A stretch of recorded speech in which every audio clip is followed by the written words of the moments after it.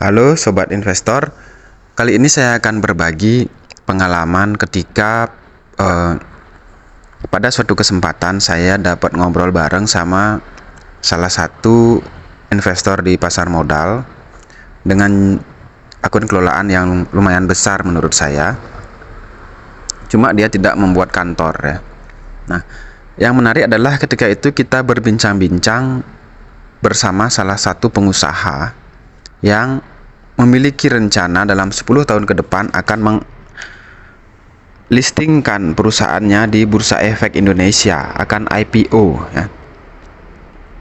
Kemudian dalam perbincangan itu dijelaskan oleh orang ini bahwa ada satu strategi yang menarik untuk meraup cuan yang besar dari saham IPO.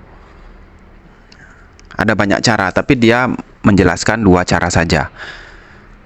Nah, si pengusaha itu mendengarkan dan saya pun juga mendengarkan dengan serius ya, karena menurut saya ini info yang penting dan terjadi di salah satu perusahaan yang baru IPO di Bursa Efek Indonesia.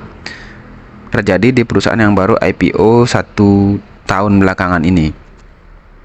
Nah, jadi yang pertama cara meraih cuan dari IPO adalah mendaftarkan perusahaan kita saat listing itu di harga premium.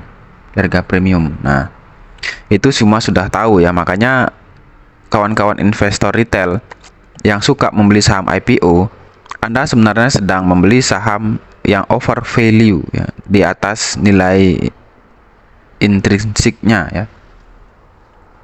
Kemudian oke lah, itu strategi yang biasa gitu menurut saya. Kemudian ada strategi yang menarik. Jadi strateginya seperti ini.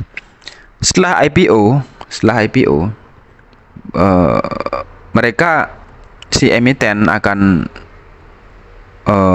selang mungkin setelah lebih dari 1 semester ya, akan membuat berita buruk dan melakukan aksi korporasi yang seolah-olah merugikan perusahaan,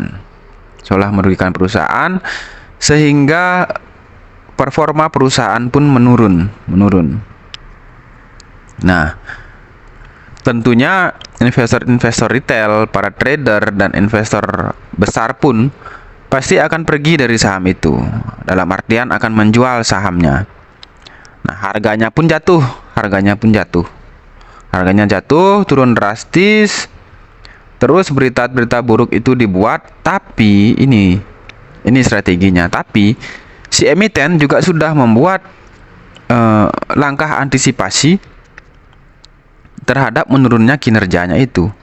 Cuma akan diberitakan, digembar-gemborkan, dipom-pom pada saat harga sahamnya sudah di bawah ya. Begitu harga saham sudah di bawah, emiten akan mengeluarkan berita bahwa ada solusi untuk permasalahannya. Padahal sebenarnya ini sudah direncanakan ya kawan-kawan investor. Nah, kemudian saat harganya di bawah, baru emiten masuk lagi.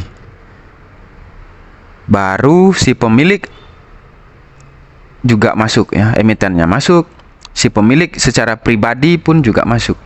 Nah, jadi ini adalah cara bagi owner perusahaan yang IPO untuk mendapatkan cuan double. Pertama dari IPO, kedua dari membuat berita buruk, performanya perusahaannya pokoknya jadi hancur, orang-orang pada jual, begitu sampai di bawah, harga bawah, si owner secara pribadi pun membeli kembali. Jadi itu cara-cara untuk mendulang cuan bagi orang yang memiliki perusahaan listing di Bursa Efek Indonesia. Nah, kawan-kawan tinggal melihat yang mana sih yang di bursa mirip-mirip seperti ini kejadiannya. Oke, semoga bermanfaat. Salam cuan.